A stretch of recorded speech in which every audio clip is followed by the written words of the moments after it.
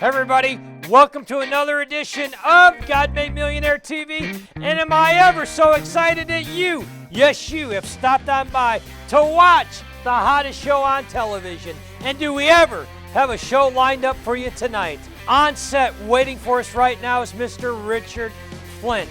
Richard is coming back for a second time. He had such an incredible interview the first time. Richard is a powerful leader, a powerful author, an inspiring motivator and coach and speaker. He's got a 30-year track record, but does he ever have a word for you? So without any further ado, let's crack open the vault and let's get this show started.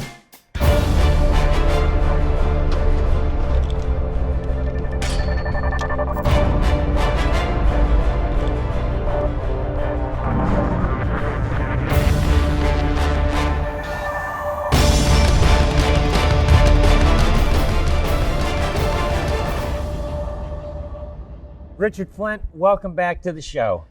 Thank you.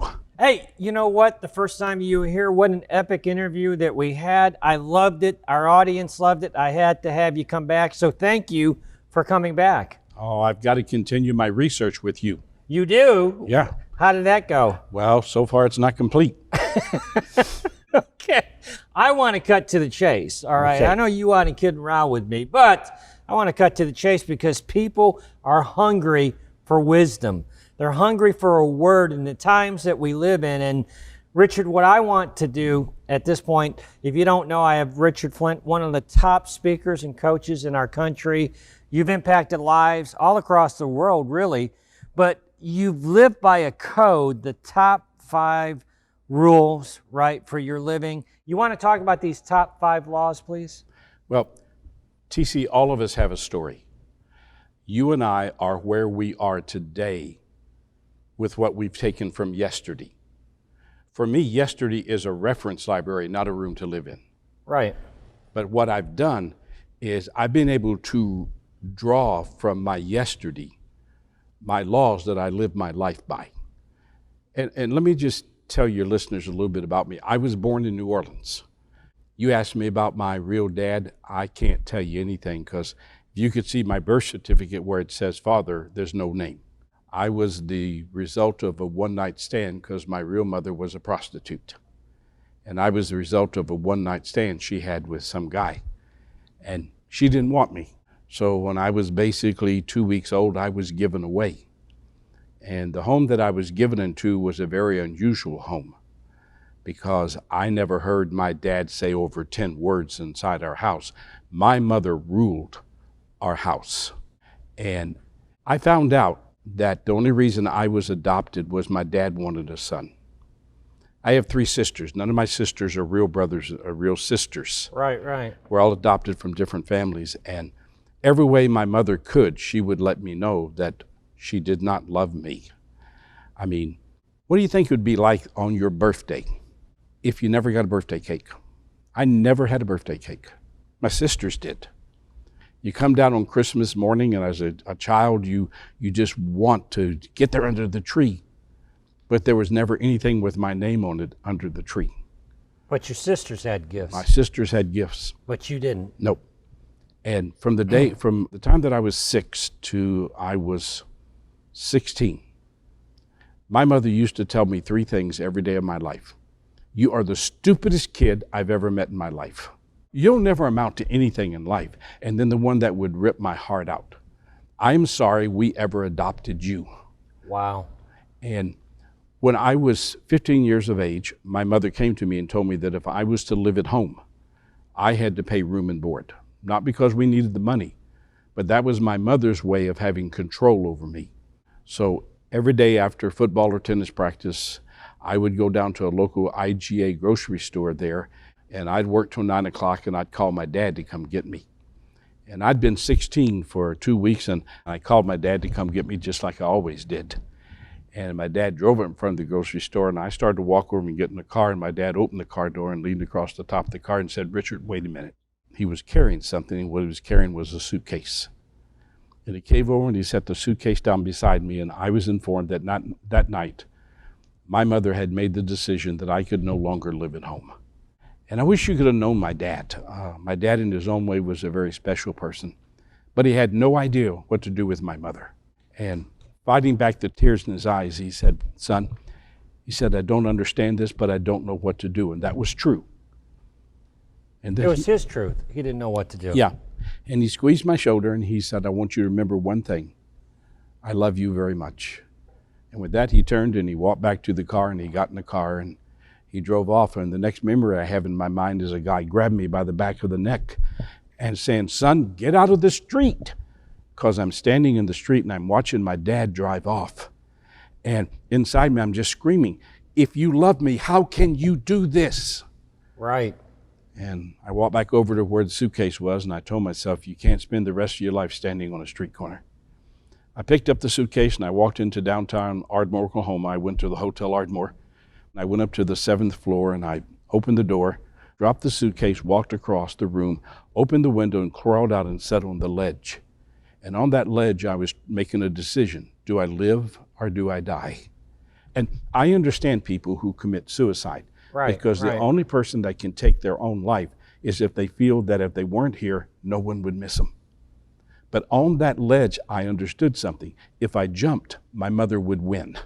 And I wasn't about to give that lady that victory in my life. Next morning, I called a gentleman who was in our church, and his 2 kids were my best friends, and I told Troy what had happened. And he said, "Don't you go anywhere, don't you do anything, I'll be there." So he helped me find a room with a lady who was the editor of the daily newspaper in town. And I paid her $5 a week to live in her house. And every day I would go to school, I'd go to football, tennis practice, I'd go to work. I'd come home and I'd sit in her kitchen doing my homework till I couldn't keep my eyes open, because I knew when I went into that little bedroom, I was going to crawl in bed and I was going to cry myself to sleep. Because all I wanted to feel was that someone loved me. And That's all anyone yeah. wants to feel, right? I believe the number one thing that a human life wants to know is that they matter. And that's part of what's missing in our country today. Right. People don't know that they matter. Richard, how do you get past the anger, the betrayal, the unforgiveness? How does somebody that has such a horrific start, how do you forgive? How does one forgive? Because I can imagine you kept busy during the day, but it's the nighttime when you're alone with your thoughts, and Christmas time and holidays and your birthday, for instance. Every year there's a reminder of that betrayal, of that horrific start in your life. How did you forgive? First thing I had to deal, as you used the word, I had to deal with my anger. And I'm going to tell you something. I spent time screaming at my mother going, "Look at me. Look at me. See what I've done. I've graduated from college. I've got graduate degrees. I've written books. I've spoken all over the world. Look at me. You said I would never do anything with my life. You were wrong. You said I'd never be lovable.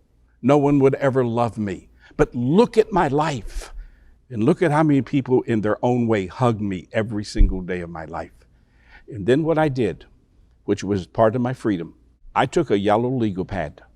And every morning I would get up and I'd stand in front of the mirror and I wouldn't leave until I could write one thing that I loved about me. I still have that yellow legal pad. Do you really? Yeah, and so I go back sometimes and I just look at it. But I realize that God gave me a story.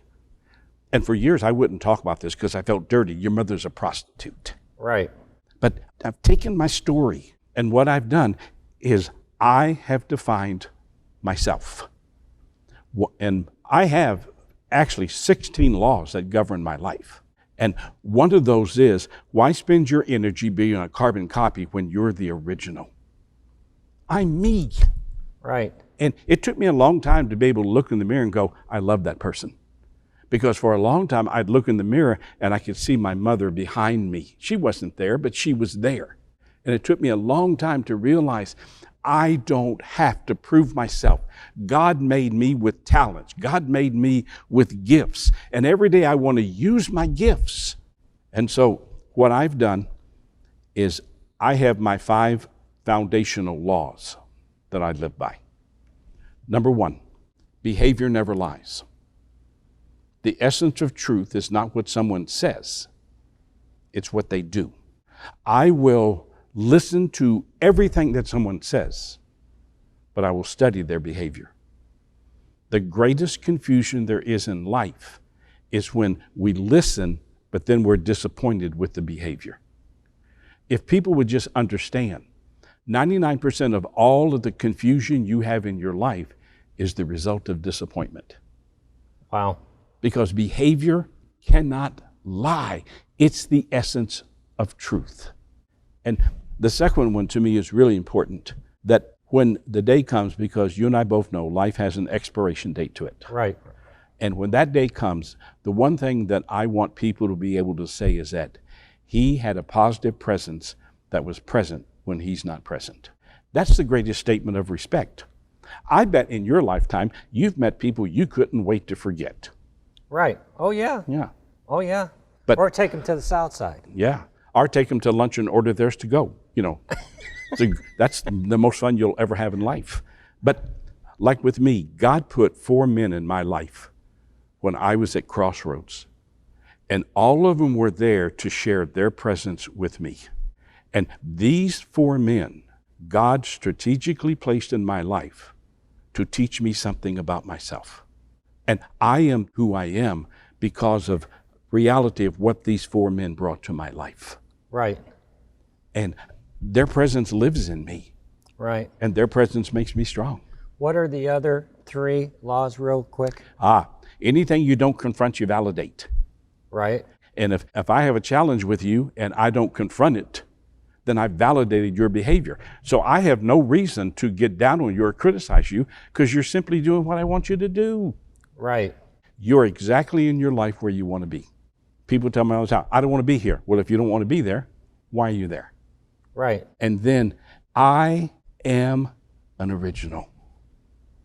And I never want to stop being original. I've never met anyone I wanted to be like, including you. I've never met anyone. Oh, come on. You can tell the truth in front of 200 nations? Okay, I don't want to be like you. I want to be like me. Right. And it's the original that creates presence. Right. Richard, I loved having you on. You're going to have to come back yet again. We're just getting started and we ran out of time. Your book, Making Your Life Simply Simple by Richard Flint. Richard, you've touched so many lives here on this interview, but I do want to give you an opportunity before we go just to look into that camera and deliver that final word of inspiration to somebody and promise me you're going to come back and see me. If I was to leave you with one thing, it would be this. Your life is only as confusing as you want it to be. And you can boil life down to one question. And that question is this. Anytime you got a decision to make, before you make that decision, ask yourself one question. Is this decision going to feed my confusion or strengthen my clarity? And you'll always know the answer. And if you choose confusion, you get doubt, worry, and uncertainty. If you choose clarity, you get belief, you get trust, and you get faith, and you're free to be the person that God wants you to be. And I will come back. All right. Richard Flint, a pleasure to have you on today. My pleasure.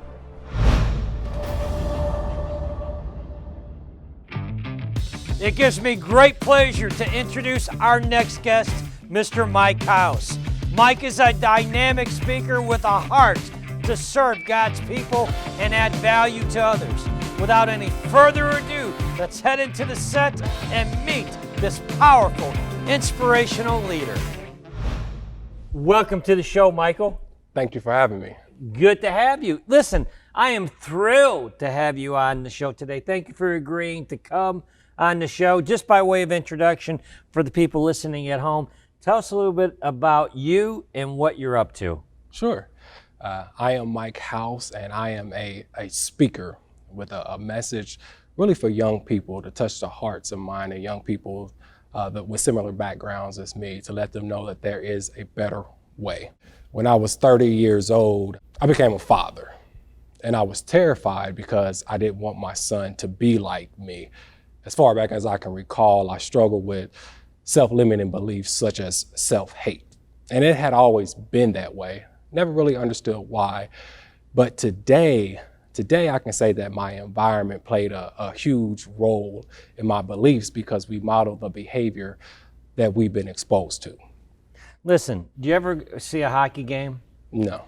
You know, they fight in hockey, right? And I went to a game once, and the game started, those boys dropped the gloves immediately, and they took the fighter's pose. What you just did in that little intro, you just dropped the gloves on over 200 nations. Mm-hmm. When you tell me that you became a father at 30 years of age and that you were frightened mm-hmm. because you didn't want your son, who is the love of your life besides your beautiful wife, but you didn't want your son to become like you? No, nothing like me. Take us into that. That's like dropping the gloves. It's like it got my attention, and I'm sure you're listening at home going, oh my goodness. Yeah. Tell us that story, Mike. I didn't want to pass on those beliefs to the next generation. And, right. You know, we call them generational curses. When my parents got married, my mother was 5 months pregnant with me. And by the time I was born, just a few months later, their marriage was practically over. It was a very unhealthy relationship, mostly because they were young. When I was 13 years old, my father passed away unexpectedly. He had remarried several years before, and that marriage was chaotic as well. It was so chaotic, TC, that his wife's brother shot my father several times and killed him. And as you can probably imagine, that took a huge toll on my life. But despite those things, I defied the odds by becoming a first-generation college graduate. I earned an MBA, worked in corporate America for several Fortune 500 companies, beautiful wife, beautiful family, middle-class life, the American dream. So it appeared that I had it all together. It appeared that I was successful on the surface. Right. But on the inside, where it matters most, I felt empty. And so the achievements and the accomplishments and the accolades didn't mean much of anything at all. But things began to turn for me when my son was around 2 years old. I realized that I had to change from the inside in order to live a more meaningful life and to become a better model for my son. I could no longer be a victim to conditions and circumstances. Right. And I had to take full responsibility for my life. Right. You know, I think that in part, our show, God Made Millionaire TV, I think that we are impacting young people all across 200 nations because we show them possibilities. We show the young people there is pathways out of terrible situations. Mm-hmm. And by showing real examples of this, what do you think is the biggest, what was the defining moment in your life? Was it the birth of your son? Was it, what put you on this pathway of being this in-demand speaker that you are, teaching people how to break that curse, right? Of that mindset to level their lives up and to really activate their God-given dreams. What was that defining moment, Mike? Well, I became aware of what was driving my life, which were my negative thoughts mostly. Right. And I'm not just speaking from a conscious thinking perspective. I'm talking about those thoughts that are tucked away and stored in what we call our heart of hearts or our subconscious minds. Right. And that's where the beliefs, the habits, and the behaviors that we exude and practice every day reside. Right. And a quote that I love that sums that up quite nicely is by the great psychiatrist Carl Jung. And Carl Jung says, until you make the unconscious conscious, it will direct your life and you will call it fate. Now, I learned that through self-investment, personal growth, and development. You see, before that, I was one that absolutely hated reading. You couldn't pay me to read a book, TC. Right. But I married an educator. And right. The two just don't go well, hand you married in hand. up. Let's be clear about this. You married up. Your wife's in the studio. So yeah, I know you married up. Yeah. And so after 5 years of constant nagging about my lack of reading, I did like most men do, right? Right. I gave in. Right. I said, okay, I'll read. Get yourself in trouble. You gave in. And I loved it. Right. And I continued to read. And reading is what led me to listening to speakers such as the great Les Brown, Jim Rohn, Wayne Dyer. And reading and listening to speakers became a new habit for me. And what was happening was it was literally disrupting the limiting beliefs that I carried of I am mean, evil, and negative. That was my self-talk for decades. I am mean, evil, and negative. And it transformed to... Even though you were successful, MBA, successful on the outside, you still had these negative thoughts going through your mind. For sure. But through self-investment and then learning that I am the master of my fate, I am the captain of my soul, my self-talk changed to I am successful, I am prosperous, I am one with God. So essentially what happened was I tapped into the greatest resources that we all have been given, all of us. Right. And that is our mind and our speech, because what we think and say are the causes of the conditions and the circumstances that we face in life. And through this journey of change, I discovered my purpose in life, my mission, which is to help others reach their full potential by using my God-given gifts and talents.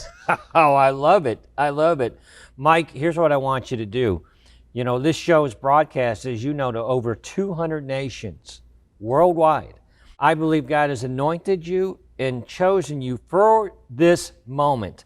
I want you to speak your truth to those 200 nations, what God has given you. There's going to be young people, there's going to be parents, there's going to be people that there's men right now that are watching this that have tears in their eyes because they go, I relate to the word that you were just given.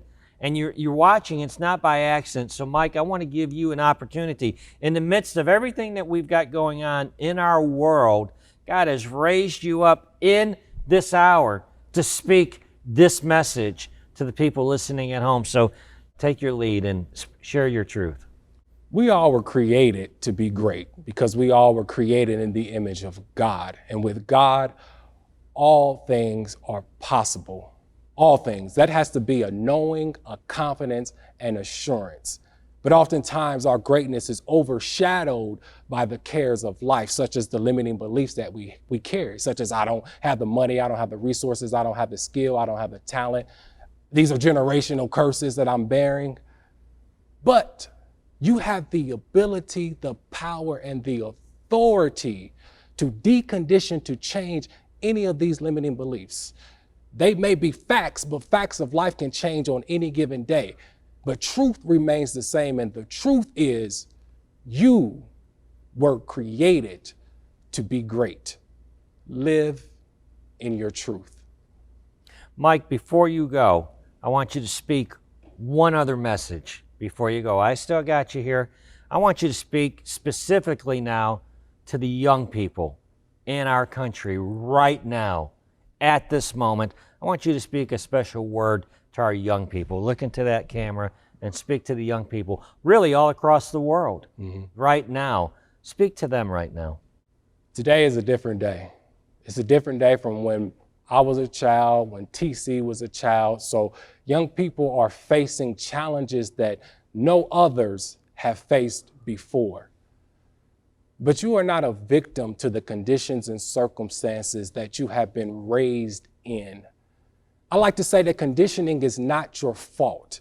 It's not your fault, but it's your responsibility to change it, because no one else can do it but you. You have to believe in yourself. Regardless of what has been said, regardless of what has been spoken over your life, you can change. And when you change, everything will change for you. Mike House, I loved having you on the show. Will you come back and see me? Absolutely. Thank you so much.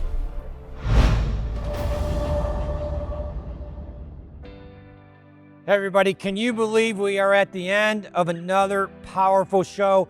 I want you to know personally, I want to thank you for stopping by each and every Sunday night to watch our show. But I also want to encourage you during these closing moments of our show to never, ever give up. Back in March of 2012, I had a sudden cardiac arrest. I was clinically dead for 1.5 minutes to 2 minutes before the ambulance crew was able to revive me. They shocked me 2 times to bring me back to life. Ladies and gentlemen, from that day to this day, my message has never deviated, not for a moment, not for a second. If God can breathe life into my dead body, if God can raise me out of that ambulance and breathe life into my dead body after being clinically dead for 1.5 minutes to 2 minutes, He can do a miracle for you. I want somebody tonight to know it's not up to a doctor, it's not up to a lawyer, it's not up to a judge. They don't hold your future in their hands. My God intervened in that moment in time and breathed the life into my body and lifted me out of that ambulance. And look at what He has done in my life since. As long as there's breath in your body, there's hope tonight for you. As long as there is breath in your body, there's hope for you tonight. And in my case, even when there wasn't breath, there's still hope. Don't you dare give up on your God. Don't you dare give up on Him in this season. Ladies and gentlemen, my producers are telling me we're just about out of time, but you know how we do it here on God Made Millionaire TV. We got to do our prosperity dance. So get your shades on right now. Crank up the volume, baby. Put your shades on, get some attitude going. Big Mike, hit my music.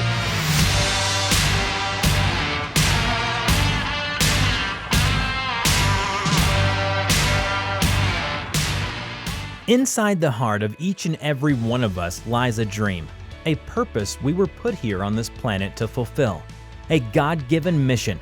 And when we tap into it, God will unleash unbelievable blessings over our lives, from our family to our finances.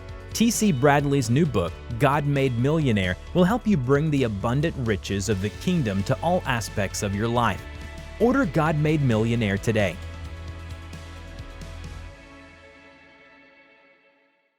If you have been given a God-given dream, now you can wear the most powerful success and prosperity shirt on the planet. Our federally trademarked God-Made Millionaire t-shirt and hoodies. Thou shalt decree and thing and it shall come to pass is one of the most powerful spiritual laws for activating prosperity and success in your life. And now you can order your very own God-Made Millionaire shirt and wear this powerful success and prosperity decree. God Made Millionaire TV host T.C. Bradley designed and trademarked these shirts just for himself to wear. But now he's making them available to you, his faithful members of the God Made Millionaire TV Nation. TC wrote his 3 best-selling books and signed the deal for his nationally syndicated TV show while wearing his God Made Millionaire shirts. Our shirts and hoodies are high quality and super soft and can be ordered right now from our GodMadeMillionaire.com website. God Made Millionaire Nation, it's time for you to activate your God-given dream in a big way. Go to GodMadeMillionaire.com and order your official trademarked God Made Millionaire swag right now. These are the hottest success and prosperity shirts on the planet. Again, go to GodMadeMillionaire.com and order your official trademark God Made Millionaire swag right now.